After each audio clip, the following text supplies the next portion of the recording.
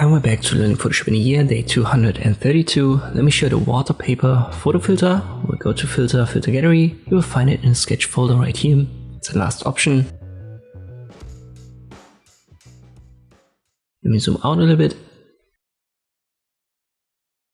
And if you can't find it at all, just use the drop down here where it's alphabetically sorted. Should be at the bottom, right next to watercolor.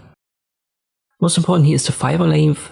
This controls how long or stretched the fibers will appear in the paper, so lower values will make them shorter. You could also say more blotchy, and if you go higher, it's going to make them longer, and it's going to look like the watercolor bleeds along the fibers.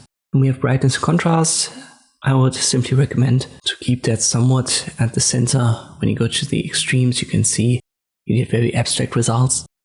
Brightness obviously is for how white the paper will appear, so lower values make them darker, higher values brighter, and the contrast, this simply controls the difference between the dark ink and the bright paper.